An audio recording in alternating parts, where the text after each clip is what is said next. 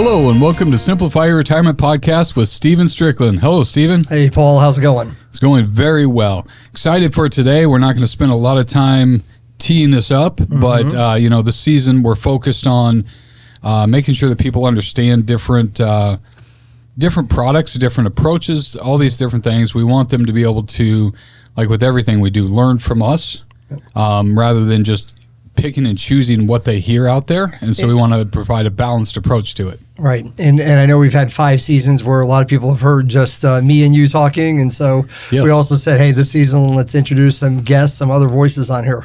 Absolutely. But let's dive in. What is the topic that we have today, and who do we have in studio with us? Absolutely. And that's the point. We've got 2 great guests on the podcast with us today. 2 men that have been involved with our portfolios and building our investment portfolios for our clients under Bright Portfolios. One of them is Ben Malik. He's been on the podcast before, and we talked with him before about just investment philosophy as well as Bright Portfolios. But we made a change, a really good change, Ben, earlier this year. And I know something that we've talked about before, and that is adding to the investment committee, adding other voices into that, other areas of expertise and experience. And so we were able to do that this year. And so we brought on Mark Riefer. Mark, who is a guest on the podcast as well. Mark is a financial advisor. He's a portfolio manager, has been building portfolios for his clients in Rolla, Missouri for a lot of years, through Clear Money Path. And so, Mark, thanks for being on the podcast today. Glad to be here. Ben, glad to have you back. Thanks for having me. So for everyone listening, you can go back and listen to, we have several podcasts about biblically responsible investing. We have podcasts that are done about Bright Portfolios. And so why I wanted to have these 2 guys on today is because Mark is on the investment committee with us now and has added a lot of experience this year. So just since 2024, we've added Mark, and we've added one other guy who is not in the studio with us today, but he's also in the investment committee as well, who's also a chartered financial analyst. So what I thought I would do is, just to introduce these guys, talk about our philosophy of investing, the philosophy of building portfolios that we believe are good for our clients, that are good for the industry, good for the world. And so we're really excited about it. And so I want to talk to everybody about that today so people get an understanding of not only the types of investment portfolios we build, but who's behind them. And so just if no one has been introduced to you, Ben, I know we have an entire episode with just you on there. Someone can go back and listen to, but you want to just tell us a little about you, your background, and your credentials and Bright Portfolios a little bit. Sure. I've been in the investment industry since 2008. It's a good time for someone to get in, if anybody remembers what was going on then. And have been building these portfolios. We started Bright Portfolios since 2017, so it was when we started. And been building portfolios before that, doing analytical work and portfolio management work, really just investigating companies and trying to figure out which ones are best suitable for investment in portfolios. So this is something that I've been doing for a while, and God just got a hold of my heart with this idea of biblically responsible investing. And so that's why we started Bright Portfolios, was to bring portfolios to market that we feel like promote good returns. And what we mean by that is good, they're keeping up with or better than market returns, but also good in the sense that we can feel good about the companies we own. Absolutely. It's awesome. You're also a chartered financial analyst. Chartered financial analyst and certified Kingdom advisor. Okay. And so, when did you get the CFA designation? That would have been 2015 or 16, if I remember right. Okay. And I finished my MBA through KU around the same time as well. So, awesome. So for people who are not familiar with, a lot of people, are not familiar with a lot of these terms. I'm a CFP, Certified Financial Planner. All of us are CKAs, Certified Kingdom Advisors here, but Certified Financial Planner, people kind of get that one. Helping people do financial plans and investment planning, that kind of stuff. But a CFA, nobody knows what that is. Yeah, no one knows what that is. Sounds good. I'm impressed. But it is an impressive designation. It's an important one in the industry. But why do people get the CFA? What is it for? Yeah, so it's more geared toward portfolio construction, portfolio management. So there's the planning side of things, which is the CFP is perfect for that. The CFA is more geared toward building the portfolios on the back end and making sure that they're well constructed. and adhere to certain philosophies. So that's really the CFA designation is very tough. It's 3 different tests over the course of 3 years. Lots of study hours go into that. Absolutely. And it's very, roughly 35% of people pass each level. So if you kind of do the math on that, it's tough. It is impressive. It's very analytical, very technical. And for people who build portfolios, you kind of want them to have that designation. So that's awesome. Right. I'm glad you got that. Yeah. Mark, speaking of analytical, technical, no, just kidding. You're a good blend of both. I mean, the personal side of it, because you're actually facing clients. Yeah. You've been bringing on clients for a lot of years yourself, not just building portfolios, but doing both. Yeah. So what is your background? Well, which is an unusual blend. So I started in 1990. Okay. I was with Merrill Lynch in Florida at the time. So we moved to Missouri because we got some family in the area, came up here in 99. So I've been here ever since. So as far as designations, right, CKA, don't have a CFA, too busy building a wealth management practice and managing portfolios. Yep. So, my background as far as managing money was, we do 2 things. We, from an asset allocation or an asset strategy standpoint, I always talk about, use a sports analogy, if you're going to be calling the plays, somebody's got to call the plays, and you might call a terrific game, but you have to also hand the ball off, and sometimes the players don't execute those plays that well. So we do an asset allocation strategy. That's part of the work. Yep. But then also the actual selection of the individual investments. That's another body of work there too. So I had to learn how to do both. Right? Back in 90, there really weren't any biblically responsible investment solutions. So, I guess as a young Christian man, we can only recommend what we believe to be the best for our clients. Right. And so there were mutual funds or other advisory shops really weren't adding the moral part of the equation. That kind of about 50 years ago kind of really went by the wayside in the marketplace. So by default, had to learn how to manage portfolios and do moral screens, evaluations on companies. So kind of went through the back door, managing portfolios. They did well, so clients wanted me to manage the whole thing. So I've been doing it ever since. Wow. So I've been building your own model portfolios and doing portfolio construction since 1990s, Ben. So he's got us beat on the experience side, building portfolios, which is amazing. But I remember when you say that, I can remember just because I'm not a CFA, I'm not a portfolio construction guy. I never really wanted to get involved in building model portfolios. I did do it my first couple of years in the business too, Ben, which by the way was 2007. So when I first got started, I was going to try to do this, build my own portfolios, but I realized early on that's not my strength. There's people like you guys out there that build portfolios. My strength is relationships, to help people get to where they need to go, finding out people's goals and working with people. And so I decided I'm going to focus on that. I'll hire you guys to do the portfolios and those kinds of things. So I get it. And even when you talk about like moral screening, faith-based objectives in investing and building responsible investing, certainly because I don't build my own portfolios, like you said, there wasn't a way to get that unless you were just going to do it on your own. Right. And so for a lot of years, I just had to, say there's nothing I can do. Nothing I can do because I'm not going to build my own portfolios. That's not what I know how to do. And no one was doing it.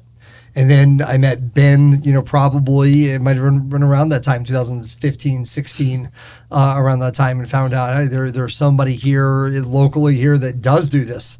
And we were trying to figure out a way to do that for our clients at the time. And so that's where Bright Portfolios is born. So on our Bright Portfolios investment committee, currently there's 4 of us in that committee that we look at this.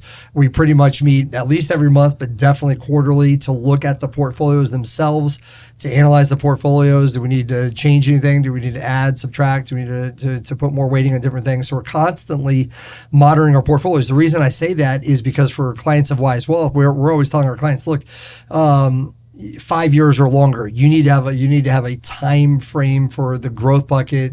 We're not going to make changes to your recommendations for 5 years or longer. You need to be invested like that or you don't. But that doesn't mean that we're not going to change the investment. In other words, if a client's in a growth model portfolio, we believe they should stay in a growth model portfolio regardless of cycles, regardless of what happens in the short term. In the long term, they should stay there. But what I always want to get across to our clients is just because we're recommending you stay in a growth portfolio doesn't mean that the growth portfolio is not going to change. Right. Is that right? Oh, yeah. Both from an asset allocation standpoint, as far as a game plan, there are times where you need to make an allocation change. That's right.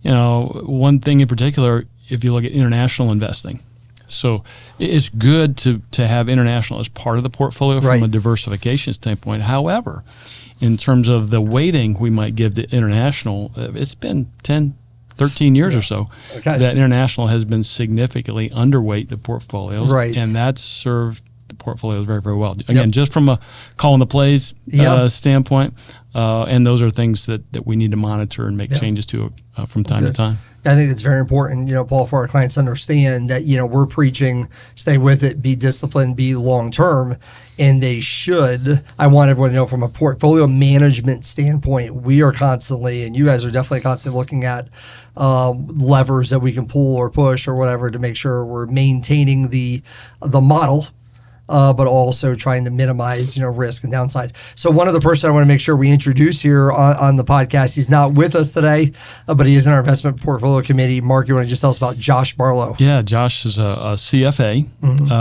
and hired him a few years ago.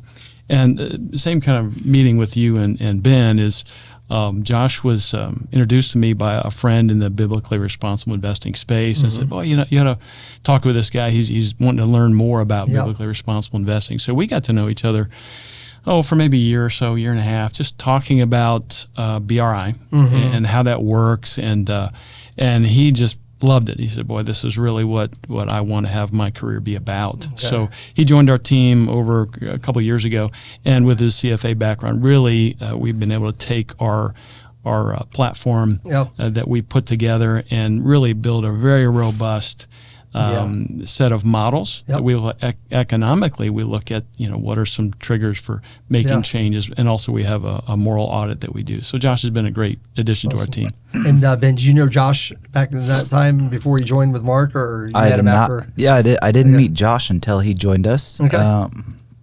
But I did work with Mark prior to that. Yeah, so absolutely. Mark and I knew each other and had a relationship for years before he joined. So absolutely.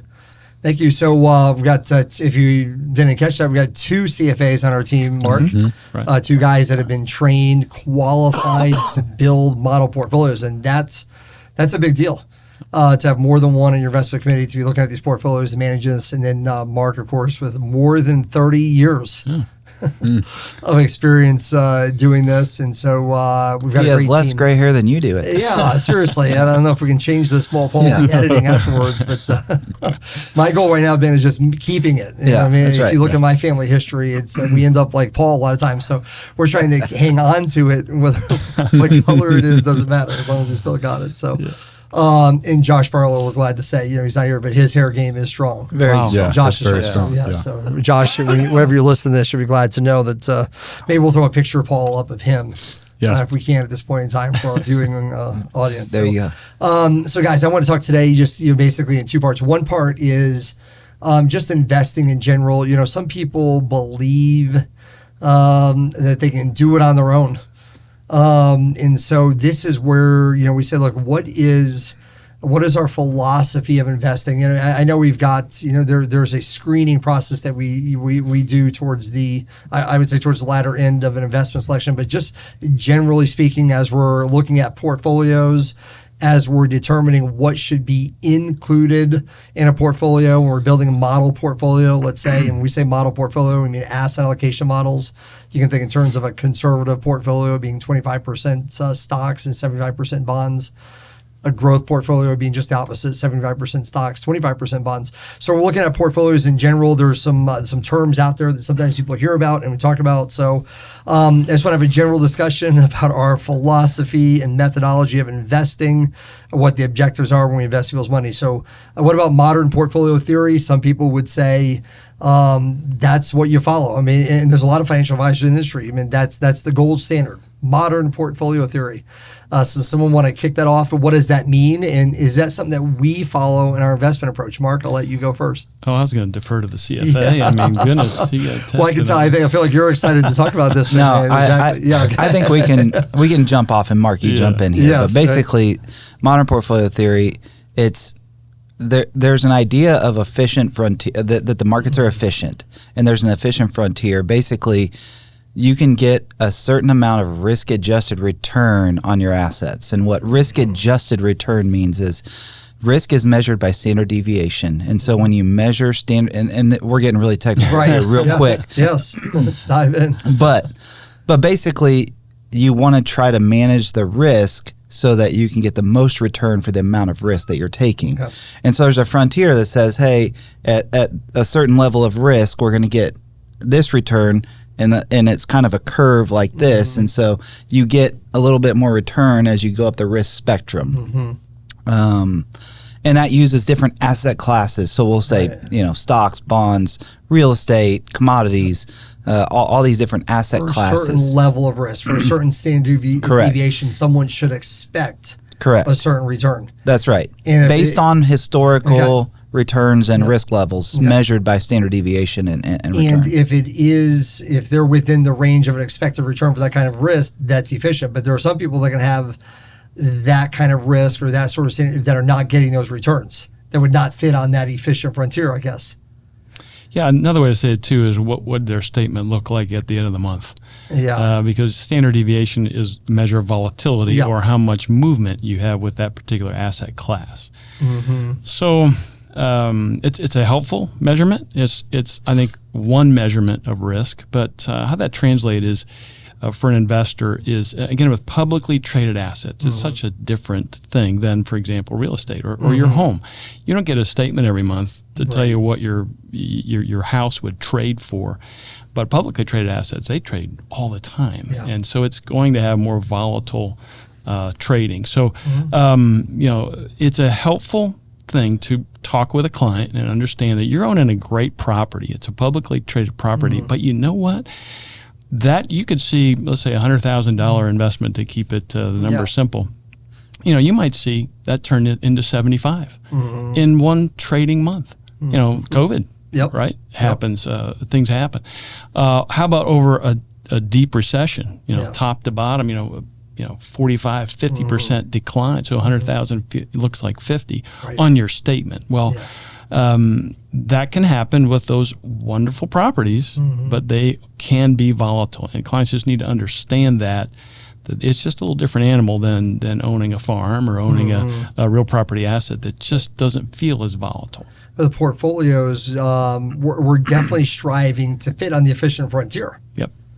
Which just simply means for the amount of risk we're taking, we can always measure that in the portfolio. And like you guys are saying, there's a way to do that without getting too deep.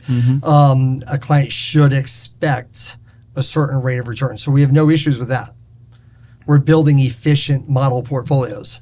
As efficient as we can, and knowing that the markets can sometimes be inefficient, right? Yes. And so we want to try to take advantage of it whenever those times come. Because you can sit there and watch the market move and realize there are behavioral things happening here that are causing the markets to move, and it's not always rational, because modern portfolio theory is actually based on a rational investor. Right. It's based on someone who's acting rationally at all times, and that doesn't happen. People don't do that. And so we have opportunities to take advantage when the market isn't being rational, whether that's it's overvaluing everything, and so we have opportunities to sell assets we currently own to realize some gains, or it's undervaluing things and we have an opportunity to buy to take advantage of lower prices. There are market inefficiencies we can take advantage of that So, if I'm captured. understanding, then someone who is a true adherent, I guess, to modern portfolio theory, they would just leave it alone. It would just be totally passive. So the old Let the joke is markets like an economist, a modern portfolio theory economist, walks by a $20 bill sitting on the ground next, and he says, "That's not really there because somebody would have picked it up already." Like the markets are efficient, Right. so that shouldn't exist. Right. But it is there. And so there are, again, these behavioral biases that cause things to be dislocated at times, and there are opportunities there. I just picture like the locker room with a bunch of CFAs in there telling jokes like this. All of you guys die. right. Yeah, I mean, just think it's, you know what I mean? But Yeah. yes, no, I get it. It's like I can see that it's not there because it can't be there because it's efficient. You know what I mean? So I get it. So, Mark, you believe that the market, you don't just set it and forget it and just let the market do what it's supposed to do. I don't think that's wise. Okay. I think we can make adjustments to it. We don't really try to time the market. Right. We don't predict the future. We can't predict the future. Yeah. We can get kind of close in terms of, like, for example, the seasons. There's some historic precedent to how things work, but we can't time the future. So, modern portfolio theory is, I think it's helpful to understand, again, to look for opportunities. Okay. On a relative basis, versus a guaranteed type of asset return versus you're taking more risk. What type of return premium should I be expecting for taking more risk? And I think that's a helpful thing. But Ben and I are on the same page. There are some inefficiencies in the marketplace, and so we appreciate modern portfolio theory, but a healthy dose of skepticism is a good thing. And I will say it points, modern portfolio theory, actually all of the work and the brain power that went into this, just points back to an old biblical principle where diversification is wise. Yeah. And Solomon said that in the Bible. I mean, invest in 7 ventures, no 8, for you do not know what disaster may come upon the land. Like we're hearkening, like all the stuff that we're learning in portfolio management, finance, high finance, whatever you want to call it, not new. Harkens back to biblical principles. Right. Well, the principles don't change. That's right. They do not. Right. The methodologies, all these kinds of things. So, absolutely. So when you're building a model portfolio, I mean, I guess where do you begin with that? I mean, you're looking at correlation. We're looking at risk and beta and those kinds of things. So, kind of like how do we put this together? If you want to just give somebody a simple definition of portfolio construction, even what we're doing at Bright Portfolios, what would you tell someone we're looking for? What are we trying to do there? Well, as Ben mentioned, I think as an investor, you have to really keep things as simple as possible. Yep. Especially with all the analytics. There's so much information out there. Right. So much overthink. So to me, you're building a portfolio. The Bible pretty much teaches there's 2 types of investing or of investments. One would be, the sowing and reaping part. And that's a different type of an asset. If you're going to buy a farm, right, you don't evaluate a farm based on 1 year.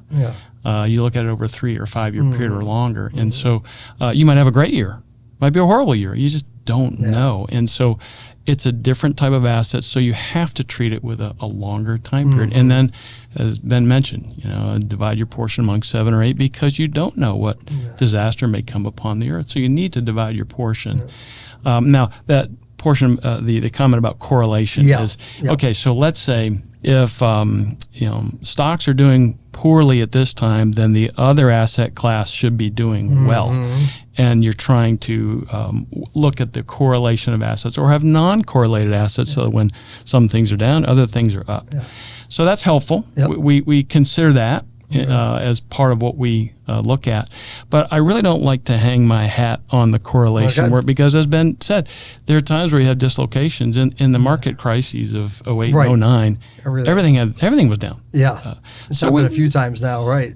So we don't want to get hung up on that. It really comes back to owning great properties and dividing among different industry groups. So you're not just in one part of the marketplace. And I think that's as simple as that.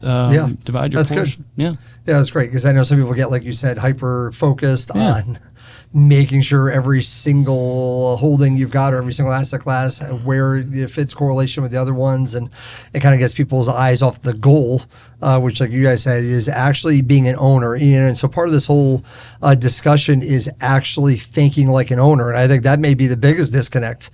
A lot of people, there's all these numbers, analytics, like you said, overthink, and so, but it's really coming down to, you know, a Warren Buffett type of a philosophy of understanding what you own, and don't own things that you don't understand. Our job is to own great properties. Yeah. And hopefully during robust profit cycles. Yeah. And that's really so you're analyzing stocks. I mean, analyzing mutual funds like you would analyze a property purchase. Absolutely. Okay. Yeah, and the CFA designation is where that expertise is. Try to how do you value a business, all that information overload you get from publicly traded companies, and those skills are useful because it's different than buying a farm or different than buying a privately held business. But the principles are the same. You want to own it. You don't want to get stuck in one or two industries. But don't overthink it for sure. So when people were building, you know, model portfolios, I mean, and things like that, you know, where do you guys come in terms of fees? You know, there's obviously expense ratios to mutual funds. There's expense ratios to exchange traded funds. I always tell my clients there's a difference between a fee that you can see and the cost that you can't see. And a lot of times, you know, having help building these portfolios, we're sensitive to, hey, I can buy this fund. It might be, you know, a little less expensive than this one, and maybe someone do it on their own might, quote unquote, save money on a management fee, but their internal expenses are way higher than what they're paying because they can't see it. And so where do fees, costs come into play when we're analyzing an ETF or a mutual fund? Does it matter in the portfolio? And if so, how much does it matter? Well, absolutely. I think of one of my daily verses, Luke 14:28. Which of you wanting to build a tower will not first sit down, consider the cost, whether you have enough to complete the task? And if we're building a long-term investment portfolio, we need to look at what those costs would be. How much am I giving? Is it worth paying up for that expertise? And then evaluating that expertise. So, in the investment marketplace, you know, we charge a fee, which is a wonderful structure because we're on the same side of the table as a client. You know, we only make more money is if their whole portfolio is also growing over the long term, and that's a good thing. But then we evaluate those other investment items. If it's a mutual fund, let's say, and you can, which is really a basket of holdings. So if you're buying a diversified basket of holdings, anymore, that doesn't cost very much. Right. I mean, it's very little to get a basket. But to choose which basket and when to change that basket is where the expertise should really come in. So if you're going to pay up for active management, then evaluate it, you know, net of the fees. Is there a long-term consistent added value? And if not, you need to look at something else. Absolutely. Ben? Yeah, I would say fee question. It's very important to identify active versus passive in that conversation, because you are willing to pay up a little more if somebody can show consistent success as an active manager.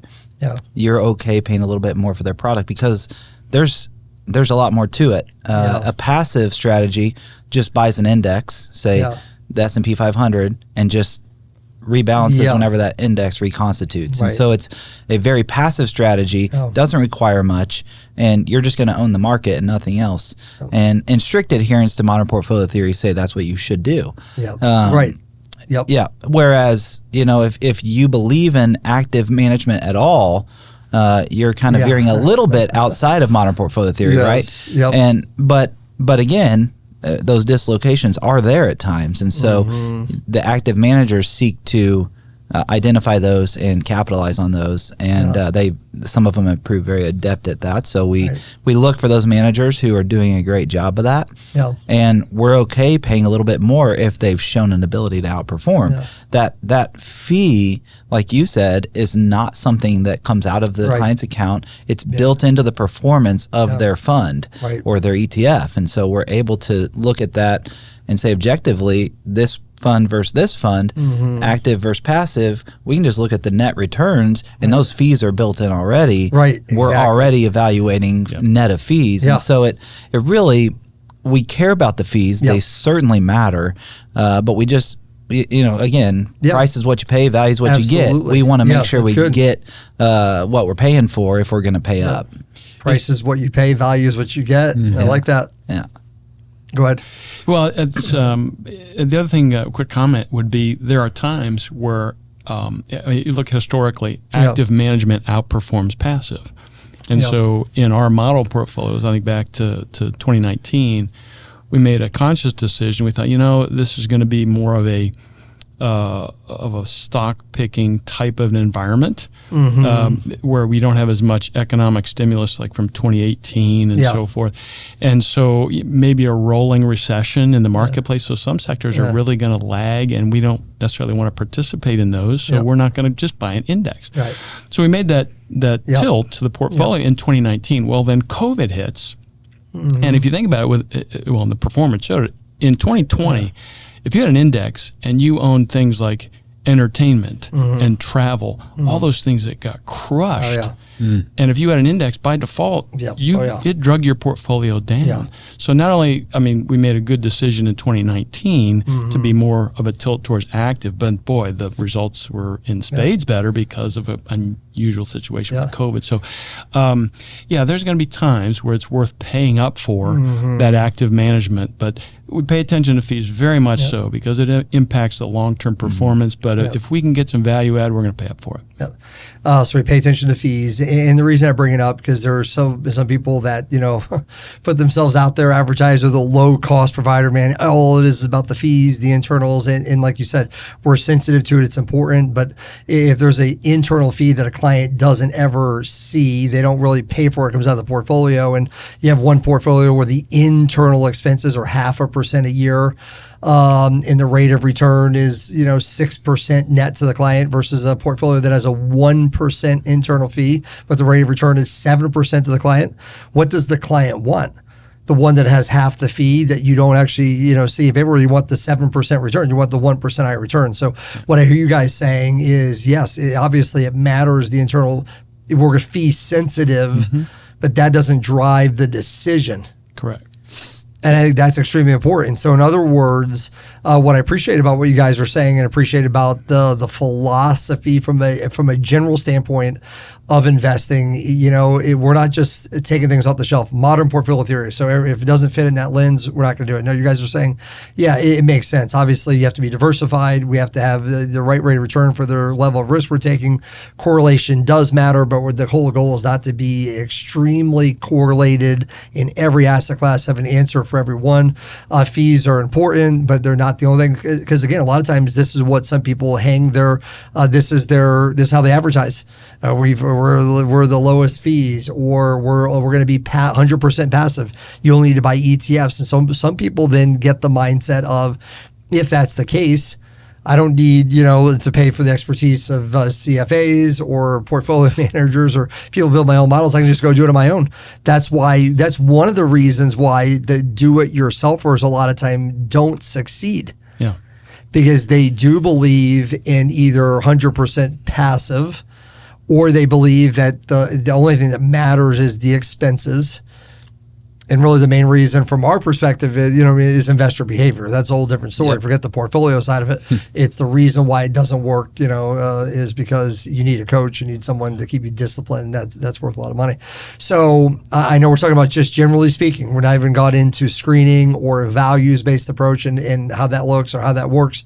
But anything else just from an investment portfolio methodology, philosophy, construction, objective standpoint that you think it'd be good for people to know that we believe in that goes into when we're building portfolios in general before we get to any screening? Yeah, I think another real value add is a real simple concept. A lot of portfolio construction is based on what I call rear view mirror approach, where they'll take historical data and look at historical returns and build the asset allocation model off of that, right, and then leave it that way. I think that's helpful. My experience has been they tend to underperform historically, and they're usually pretty expensive, those offerings I've seen that's out there. So I think there's an element to looking at historical performance of asset classes. That's very, very helpful. But a forward-looking versus a rear-view mirror approach is what we do, is more forward-looking. So we're not going to try to overmanage there. That's definitely something we want to avoid. But a forward-looking approach is very different than that rear-view mirror approach. And so we position our portfolio as what we think will provide outperformance over the next 3 to 5 years. And then if we feel like there's some benefit over a 6 to 12 month period, we might make an adjustment as well. But generally, it's a long term, but a forward-looking approach. I think that's great. And Ben, I'm going to come to you in this one. And again, just while you're saying that, I know, Paul, probably in our next podcast episode, we'll talk about this because the track record is there. I mean, the forward-looking approach, all the approaches you guys are talking about, there's definitely some outperformance, which I'm excited to talk about, history, based on the philosophy that we're using here. So it's awesome. Anything else you want to add to that when we're talking about what else would someone need to know before we get into a values thing or a screening thing? Anything else you think that's important to know about our portfolio construction methodology, philosophy? I think I'll just add to what Mark said, and I think it just goes along with it. We do orient for the future, knowing that the future is unknowable, right? Yeah. So we know, which is why diversification is so important. Yeah. But also, we can't know the future, but we can look at what's today looks like, and we can position the portfolio the best way we can, knowing today what we know, and then make adjustments as we go. So I think I would say we're flexible to make those adjustments as we need to, but we're not going to sit here and tell you the market's going to be up 25% next year. The market's going to be down. We're never going to come out and tell you what we think the market's going to do because we know we don't know. Yep. And we're still long term. In other words, we're not. Our philosophy is not. We're going to go to all cash. Right. Either you need to be invested or not. You need to have an asset allocation model. You need to determine the time frame. The time frame determines which allocation model you should be in. But none of these we're not true market timers in the sense of, hey, we're looking at the tea leaves and therefore 100% cash. Well, any good businessman and woman looks at their business and says, if this change would increase my odds of success. Yeah. And that happens there are changes in every market cycle. So we do the same thing with our investment portfolios. Yeah. Real quick technical one. Absolutely. This is technical. Everybody buckle your seats. But it's, in your heart of hearts, as an investor, you'd like to say, well, wouldn't it be great if my portfolio manager could get me, 80% of the upside in the good years? Yep.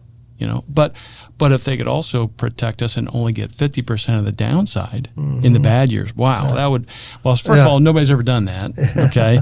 And if you did, you'd be a first ballot Hall of Famer. Right, okay? yes. But that's in our heart of hearts what we kind of want, even though it's not possible. But so I did a study. I looked at 100 years of data, all the stock market for 100 years. And what if we had gotten 80% of the upside in the good years, but only 50% of the downside in the bad years? Would we have outperformed the market? It's a big question, right? It's a good question. I would think yes, but I don't know what the answer is. You would think yes. The answer is no. And then I also did another study. I said, would it increase our odds of success to get like 7 or 8%? Maybe more consistent, less volatile, less standard deviation, that whole thing. But a lot of the capture would be capture the upside, but not as much volatility. And it did not increase your odds of success. So what's the key to it? I mean, what increases your odds is staying in? Well, and staying disciplined. What does that mean? So what's the answer? A couple things. If you look at it, that 100-year period is unique. You have to take it into context. That's over a period where the United States, in particular, was an emerging global superpower. Yeah. Okay. So would that study have worked during the fall of the Roman Empire? Right. Probably not. No. Okay. So if there's huge regime change, that can probably change your numbers. But over the past 100 years, the other thing that's pretty telling is with that growth, there's been too many, mostly positive years. Every 2 out of 3 years are positive. Yeah. So the declines were on average 1 year, 1.5, that type of a thing. But you had to be in it. Yes. For the rebound period, and you just can't call the bottom. Nope. No, you might get lucky, maybe once or twice, make some market calls, but you're not going to do it consistently. So we want to really pay attention to being invested in great companies. Again, it's a biblical principle. Yeah. Sowing and reaping. And you have to be of following. Don't violate that principle. Yeah, don't violate that principle. And there's been all kinds of studies that have done, like if you miss the best 10 days of the market, even over a 5-year, 10-year period, the drastic change is amazing to me in terms of performance. If you miss the best performing days in a given year, 5-year, decade, and we're talking about 20 days or less and those kinds of things. So it's important to be in it if you're going to be in it. But then, like you guys said, from a portfolio standpoint, construction, what I think, Paul, is great is, I think for our clients or people who invest, you know what I mean, have investment in bright portfolios, is to know that we're not stuck in a box. You know what I mean? We're not thinking like, hey, it has to be done this way. We have a philosophy of it has to be of anything. We're looking at it. We're looking for good companies. We're looking to be an owner, thinking like an owner in these businesses. Thinking long term, trying to take advantage of opportunities, but maintaining the belief in that you in the markets, and that's where you get returns that outperform inflation and those other kinds of things. So I know we're going to have to probably take a break here for this episode, do another one, because we want to keep talking to these guys. We haven't got to the faith driven part of this thing or the biblical responsible part of this thing. So well, you know, I appreciate it, because as I sit here and thinking about the non-technical side of things, and which is what this season is about, is in a sense there's no such thing as a bad product, just a bad fit, and no investment decision outside the context of the plan. So when we talk about principles, you know, the job of our clients and the average person out there is, what I'm hearing from this is it's like going to buy a car, right? I need to figure out, what do I need that car for, and when because I'm going to have that car for a while, right? I'm not going to be buying a new car every day. I'm going to have one, but what do I need from that? And then I'm going to find the features. But what I'm not going to do is I'm not going to go out and design my own car, right? Because that's not what I do. Right. And so that's what you guys do. And so I expect that when I buy a car, that the engineers behind it have worked through all of this. And so it's fun to pull back the curtain and say, here's what's behind the curtain, and understand that there are great engineers behind this who have this philosophy and understand how the markets are working, so I don't have to. I can buy the car and I can reap the benefits of the car. I can take it to a mechanic and know that they're gonna check it out, they're gonna work through it, and they're gonna fix something if it's wrong. I don't have to do that. I own the car. And that's what I love about this. And so I appreciate you, Stephen, taking time out of your day and a busy schedule to be able to put this together. Appreciate you guys here as well, bringing the expertise into this and pulling back the curtain a little bit to be able to say, here's our approach to building these portfolios, so that when we put them in a plan, people know that there's a reason for that. And they're able to understand how that all fits together. And so I know I'm excited to be able to do this again here very soon, as the next episode is going to be a continuation of this, but taking a little different look at it and looking at it from a screen's value and that type of thing. And so we're looking forward to that. So for anyone watching this that has benefited from this, like, share, subscribe, share with your friends, but then also make sure you subscribe. Hit the subscribe button. That way, when the next episode comes out, which you're not going to want to miss, part 2 of this conversation, you'll be notified right away. So, again, thank you, Stephen. Thank you, Mark. Thank you, Ben. And again, thank you for you, our listening, viewing audience. You're the reason we do this. Without you, we wouldn't be here. So for everyone here at Wise Wealth, the Simplify Your Retirement Podcast, this is Paul Brock reminding you that financial peace comes from having a plan. And we'll see you next time.